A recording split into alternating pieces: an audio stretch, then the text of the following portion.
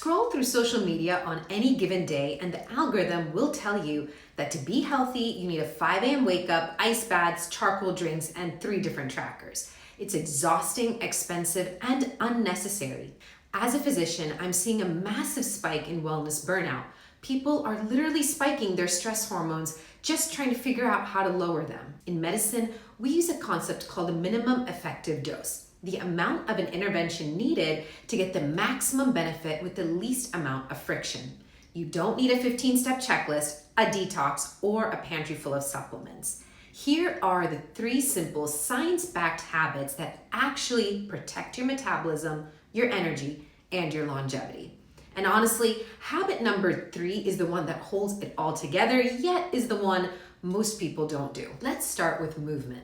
The fitness industry wants you to believe that if you aren't doing high-intensity training, it doesn't count. But if you have a busy job, a family, or limited time, that barrier to entry is just too high. So here's your minimum effective dose, the 10-minute post-meal walk. When you eat, your body breaks down food into glucose, causing your blood sugar to rise. Normally, your pancreas has to pump out insulin to clear that sugar out of your blood and store it. But when you stand up and take a brisk walk right after eating, your large skeletal muscles like your quads and glutes contract. This muscle contraction activates a mechanism that pulls glucose straight out of your bloodstream without needing a massive spike in insulin. It acts like a literal metabolic sponge. Now, if you're at work glued to your desk and unable to take that post-meal walk, do calf raises. The soleus muscle in your calf is a metabolic engine made of slow twitch fibers that don't tire easily and are incredibly efficient at burning glucose and fats and can reduce blood sugar spikes by up to 52%. Key takeaway, if you think a 10-minute walk isn't enough to matter, the data proves otherwise. Science consistently shows that the single greatest jump in life expectancy doesn't happen when an athlete trains harder. It happens when someone who is sedentary simply starts moving.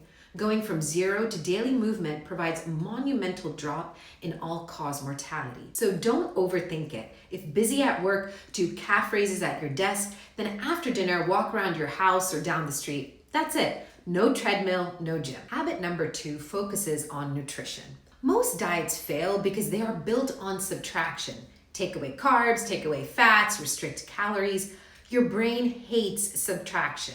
Eventually, willpower runs out and you find yourself snacking in the pantry at midnight. Instead, we're going to focus on a habit of addition, front-loading your protein at breakfast.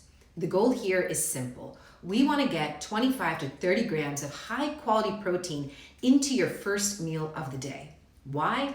Because of how protein interacts with your endocrine system. When you consume a high-protein breakfast, it signals your stomach to suppress ghrelin, your primary hunger hormone. At the same time, it stimulates the release of satiety hormones like peptide YY. By stabilizing your biochemistry at 8 a.m., you completely change your neurological relationship with food for the rest of the day. So what does this look like? Homemade fiber-rich smoothies, 3 eggs with a side of spinach, a bowl of unsweetened Greek yogurt topped with a handful of berries and chia seeds, or cottage cheese on a slice of whole grain toast. Simple, real food that sets a metabolic baseline for your day. Finally, habit number 3 is the foundation that holds it all together, protecting your sleep window. I tell my patients this all the time. There is no supplement, no superfood green powder, and no medication on earth that can help heal chronic sleep deprivation. Sleep is when your brain flushes out metabolic waste and your cells repair themselves. But millions of people are completely destroying this process before their head even hits the pillow, thanks to one specific habit. People think the problem with scrolling on the phone in bed is just that the content keeps them awake.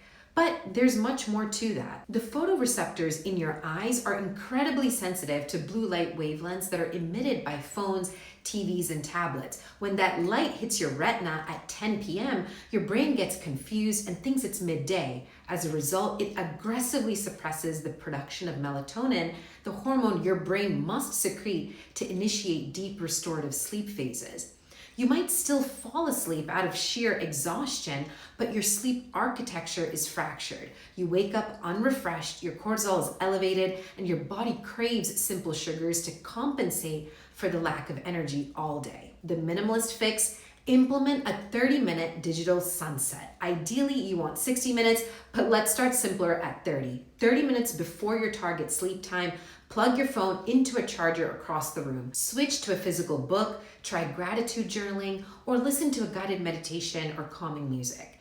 Give your brain the biological runway it needs to transition into deep repair mode. Now, here is a zero-cost bonus tip to supercharge your sleep. Keep your sleep and wake times consistent even on weekends. Sleeping in on Saturdays causes what we call social jet lag. You're essentially forcing your body to change time zones twice a week, which destroys your daytime energy. Try to wake up within the same 30-minute window every single day. Locking in that anchor time trains your brain to automatically flood your system with energy in the morning and melatonin at night. If you look at health through the lens of an all or nothing perspective, you're giving up before you even start. But clinical medicine tells us otherwise. A 10-minute walk after dinner, a high-protein breakfast, putting your phone away before bed with a consistent schedule.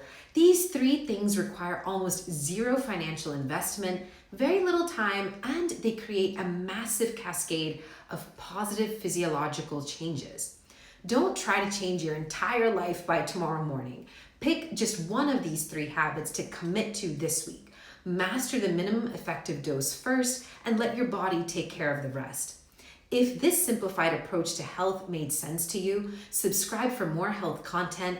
Let me know in the comment section below which habit you're starting with today, and I'll see you in the next video. Until then, stay well.